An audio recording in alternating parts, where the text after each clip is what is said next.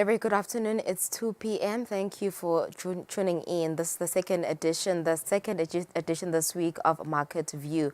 My name is Lungelele Makakula. Thank you for joining us. Do watch us on our YouTube page, Eswatini TV. We are also on DSTV channel 286. Thank you for joining us.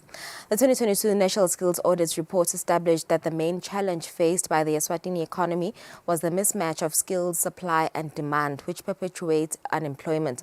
This conclusion is aligned with the National Development Strategy that advocates the need for increasing Eswatini's labor force such that it is aligned with the needs of the economy to fast-track social and economic development. Today's focus on the program is efforts done by the Federation of Eswatini Business Community, FESBIC, to close the unemployment rate gap, which, according to the Skills Audit Report, currently stands at 33.3%. The Federation has launched a government, private sector and tertiary institution skills development program to transform students into potential job creators, equipping them with skills and mindset necessary to become successful entrepreneurs. Economist Sanele Sbia will connect with us via Zoom to delve deeper into how unemployment affects the economy. He will also give us the latest on financial markets. For now, let's go to business news.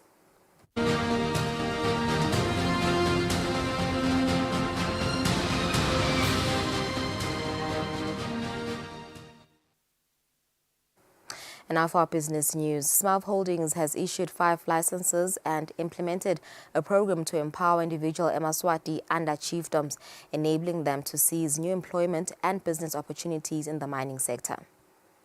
The mining sector is bringing opportunities which relate to employment opportunities and business opportunities at chiefdom level. For now, we know that about five mining licenses have been issued. So what we are doing as Smurf, we are trying to put together a program which is already in the implementation stage, where we capacitate individual Eswatini under the different chiefdoms to be able to participate or take advantage of these upcoming opportunities. Under the Malinza chiefdom, we have about 3 mines coming up there. Those are coal mines. Under Galanga chiefdom, where we have Chief Josane Mazia, there is 1 mine coming up there. We've been told that Makomba mining is setting up in Galanga. Then under the Shongwe chiefdom at Kandangu, we have another mine setting up next to the old mine in that Lupugu Dibiyo farm. So it will touch a number of communities. Already in Mhlume, the mine is already happening. They've completed the establishment of the shaft. Now they are recruiting for the underground workings. What does this mean to the Swazi nation? It means that we have to prepare ourselves, because the mining investor will want to continue with the program of the mining with or without us. If they look for qualified people in the mining sector and they don't find it within the country, they don't find them within the country, they will import that skill. If they look for businesses who can subcontract under that mining company within the country and they don't find them, they will have to import. So let's not sit back, Eswatini, and relax. In coal mining, the price has recently changed. In other years, it was 2,200 per ton, meaning a ton of coal will cost 2,200. But because of what's happening in Russia and Ukraine, the Black Sea has been affected. So it meaning the vessels which used to bring coal to Africa are not able to easily go through that Black Sea. That has seen the price of coal shooting up from 2,200 per ton to 7,000 plus per ton. For international news, a Chinese aircraft manufacturer is actively marketing its commercial jet to the international market, eventually hoping to compete with giants like Boeing and Airbus. But Beijing faces an uphill battle for Asian skies. Indonesia's aviation market is the second fastest growing in the world, next to China, according to the U.S. International Trade Administration. Enter the state-owned Commercial Aircraft Corporations of China, or COMAC for short. Beijing is showing off its new single-aisle jet, the C919, and looking to muscle in on a business dominated by US and European aerospace giants Boeing and Airbus. Bayu Sutanto, the Secretary General of the Indonesian National Air Carriers Association, says that there are opportunities for China in this part of the world. There are opportunities because the aviation industry is dynamic and each nation's needs are also different and cannot be met by a single provider or one type of aircraft. COMEC went on a promotional tour to 6 Southeast Asian nations, including Indonesia, in February and March. Aviation analyst Delvin Lee says COMEC might be hoping to take advantage of safety and supply issues impacting Boeing and Airbus. Boeing is experiencing problems with safety issues, while Airbus has a long queue production. To be able to bring an Airbus, the waiting time can be up to 5 years. This is a good opportunity for the COMEC C919, whose capacity is equivalent to the Airbus A320 and Boeing 737. But to be able to operate in other countries, the plane must be certified by each country's local civil aviation authority. And so far, no countries in Southeast Asia have certified the C919. Lee says COMEC's smaller plane, the ARJ21, has been certified by Indonesia's Civil Aviation Authority, and that could make new certification easier. If you're familiar with the manufacturer, it becomes more familiar. The process is faster, but the procedure is all the same. Boeing predicts the numbers of commercial aircraft flying in Southeast Asia could quadruple to more than 4,000 jets in less than 20 years. And China is pushing to make sure its planes will be among them. It's 7 minutes after 2, and that's it for our business news. After the break, we connect with Mr. Sanelis Bia and we discuss the unemployment rate in Eswatini.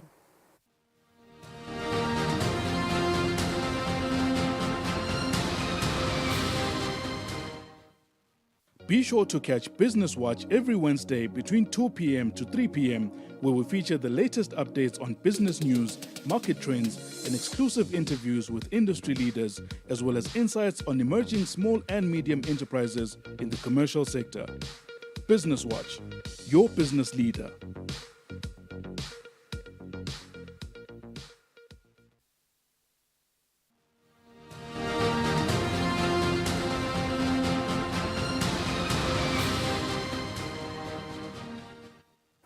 Welcome back. You're still watching Market View this Tuesday afternoon. Thank you for staying with us. Sanelis Bia joins me now via a Zoom link to discuss efforts done by the Federation of Eswatini Business Community to close the unemployment rate gap, which according to the Skills Audit report currently stands at 33.3%.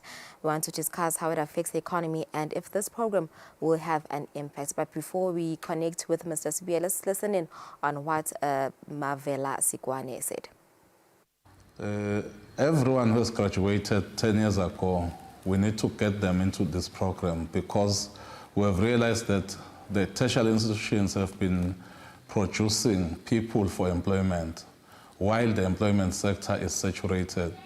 Now this program is basically going to take all those people who are already qualified in their different sectors, push them into an incubation program where we'll incubate them to be entrepreneurs. What we expect from those different industrial hubs within each Ingundla across the country is that in one hall, you will find different lines of production which are similar to each other. I'll make an example.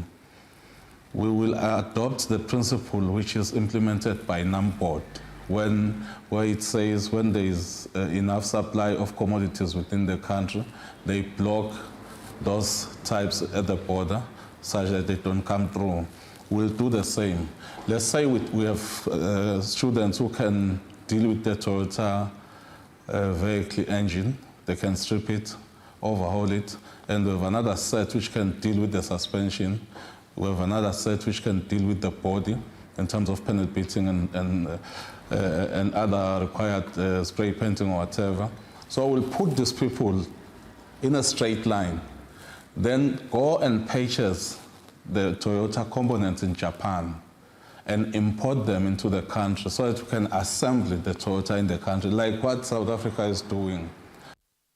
And that was the head of transformation at Facebook, Mr. Mavela Sikwana, just elaborating more on the skills development program aimed at closing the gap of unemployment in the country.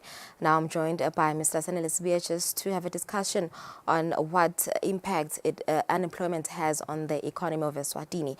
Mr. Spear, thank you for joining us this afternoon. According to the 2022 National Skills Audit Report, the unemployment rate currently stands at 33% and youth unemployment is at 58%. For an economy like Eswatini, are these numbers high?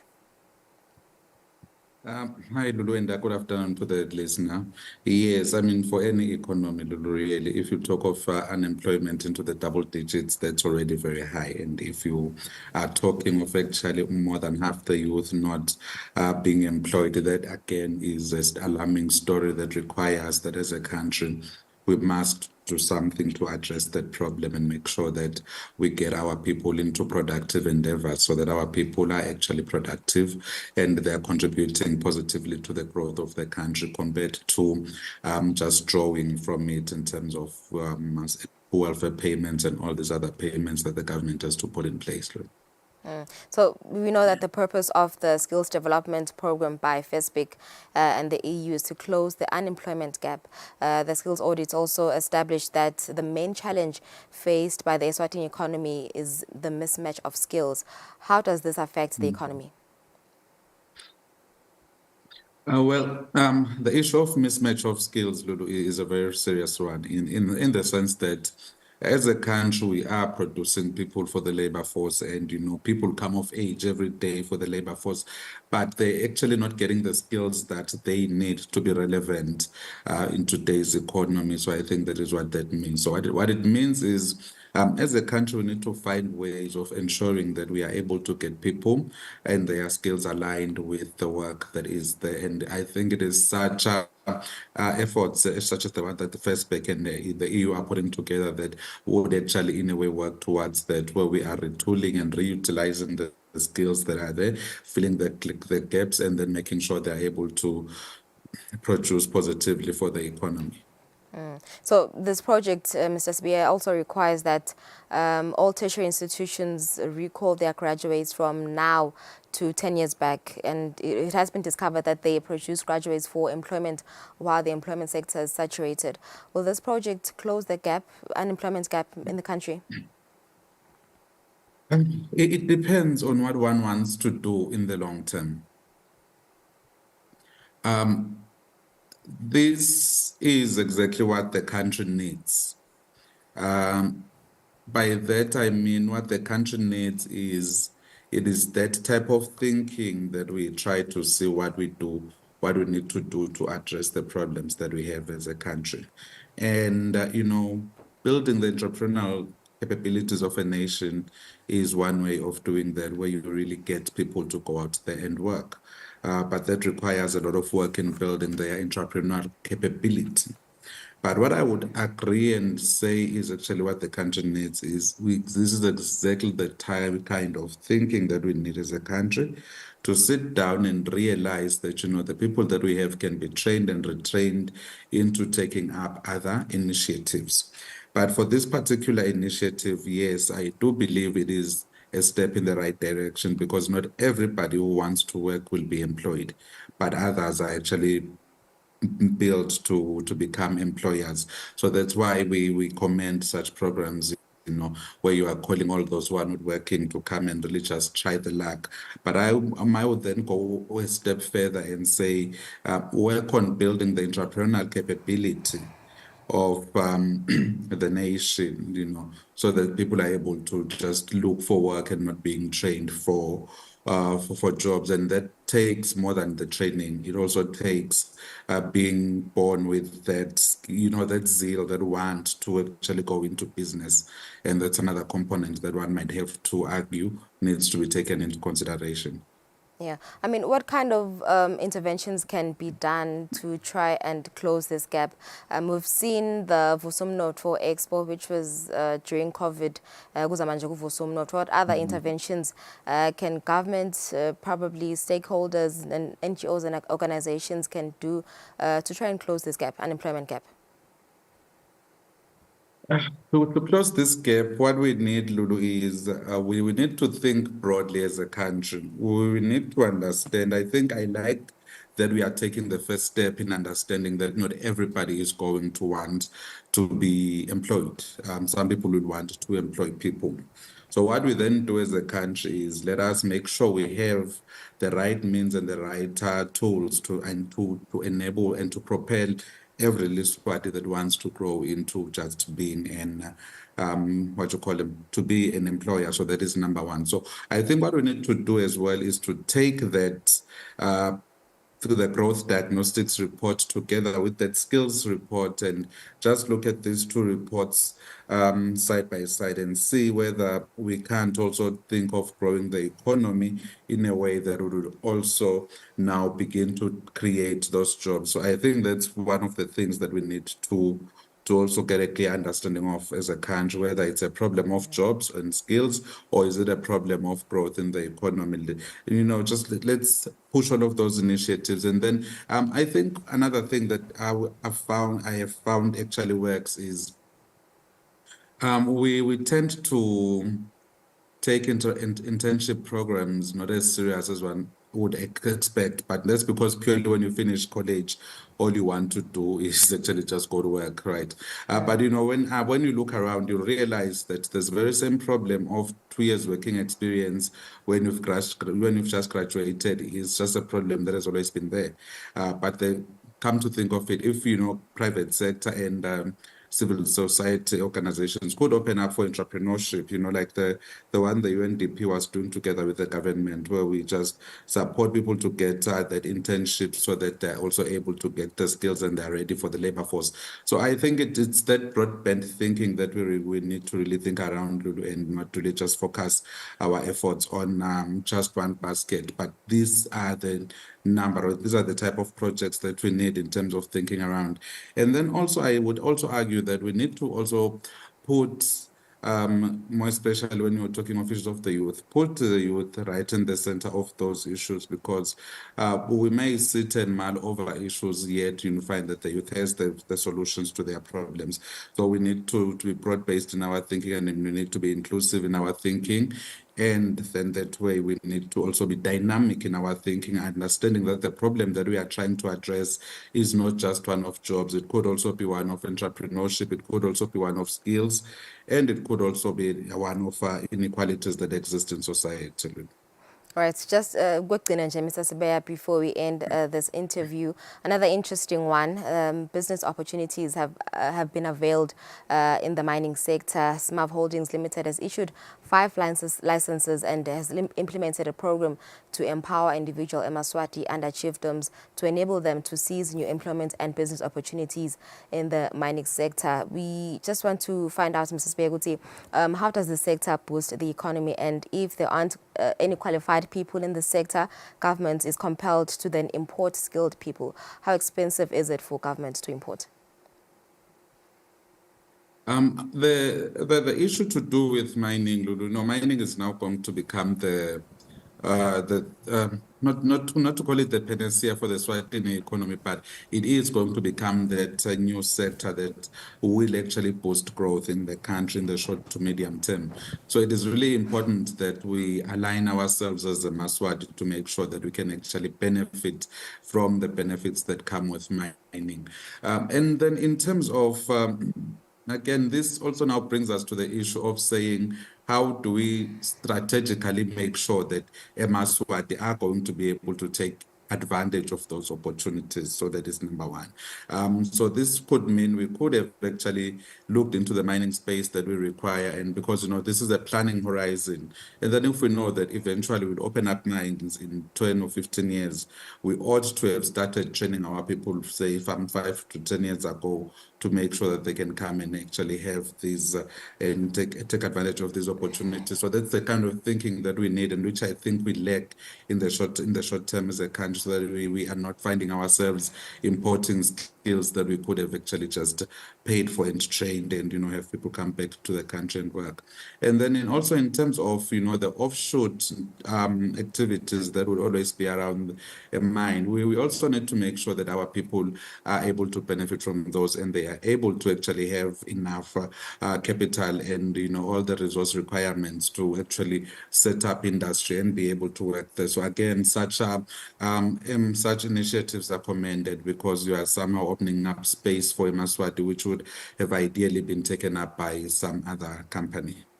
All right, thanks so much, Mr. Sibia, for your insight on this matter. 20 minutes after 2, we come back with Mr. Sibia so that he gives us the latest on the financial markets this afternoon.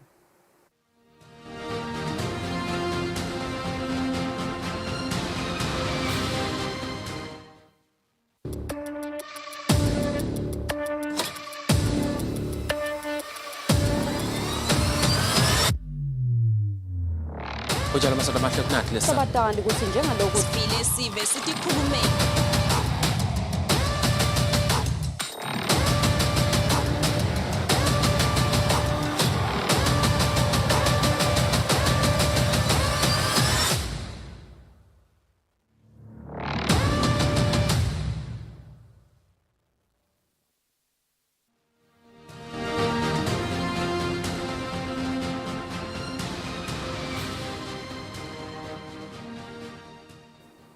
Welcome back. This is Market View, the Tuesday edition. Thank you for staying with us. Let's take a look at the financial markets this afternoon with economist Mr. Sanele Sibia. Good afternoon, Mr. Sibia. Welcome back again. Sifuna nje usinikete sithombe sokuthi ingabe imakethe time kanjani lo muhla emini nasibuka nje mhlambe ligolide le-euro nel-pound ingabe time kanjani le toti nombolo lo mhla. Hi, Lulu. Thank you. So markets today are still a bit shy as they were yesterday because, of what is happening with the interest rates and with, what is happening in the US as well. So what we are seeing is the US markets, all in the major indices that we track in the US are still showing signs of that. They haven't shown signs of an improvement yet. They're just a bit lackluster because we are still awaiting the Federal Reserve Bank meeting to end probably today. And then tomorrow we will probably see what the outcome is going to be. And then as well, we are waiting for CPI data to come out in the US. And once we have that CPI data, we will be able to know what is actually how the markets are going to return. But what we are seeing is there's still somehow some movement, but still not yet at the levels that they would have been, that they were in the past couple of days. And then probably if we move to Europe now, Lulu, what you will see with Europe is, there is still that entire election cycle that is still ravaging the entire European economy there, including London. And, with what is happening in France, that very impromptu vote coming out, that is actually caused markets to just hold back a bit and see whether this whole entire European project is going to be a success or not, because, what's happening in France really is indicative of a major cohesion issues within the bloc. So the markets are also pricing in that uncertainty in terms of what is going to happen in the Eurozone. And we're also awaiting, on Thursday to hear from the Bank of England and, just to get a clear, good guide in terms of what is going to be happening in terms of the interest rates in Europe. And then moving on to Asia. So our Asian markets today are still showing signs of, weaker performance with just Japan, which actually closed on a positive note yesterday. That's purely because, Japan is still well on course in terms of their deficit financing and, in terms of the growth prospects in that country. Otherwise, the rest of Europe, just like the rest of the world, still awaits to hear what is going to happen in terms of the American story and also the London story probably sometime this week, and then markets will give us a bit of a more clear direction in terms of where we are going to go. Yeah, I see gold today is also doing quite well. It's trading at 2,300 US dollars. Take us through the commodities this afternoon. Thank you, Lulu. So in terms of our commodities, what we are seeing in terms of commodities is, gold is still also just marginally changing, hasn't moved much from where it was yesterday, purely because the commodities market as well is also awaiting to hear what is going to happen out of the US. So what this story is telling us is really, it's just calibrating our thoughts around the markets in terms of who the market movers are. We would have expected that by this time, with Europe moving in a positive direction in terms of the interest rates, moving in the direction in which the market would have wanted, you would have somehow expected that to ripple through the markets. But, the markets have just shown that, until we know there's clear direction coming from the US, then we're going to start moving that way. So that's why we are seeing gold at that level. And then again, with the oil, we are seeing oil just now above the 80 mark. So what we are seeing there is, there's a promise of a stronger growth coming out in the summer in terms of travel growth and, the demand emanating through. So that's what oil is trying to react to at present. And a bit of optimism in terms of the expectation of the data that's going to come out of the US in terms of the CPI data that's coming out on Thursday, tomorrow, Wednesday, Lulu, and then probably markets are going to start moving again once we get a clear direction coming out of New York in terms of where the economy is going to go. And then we can come back into the South African economy. Yes, if you could just give us a picture on how the JSE and ESC is performing this Tuesday afternoon. Thank you.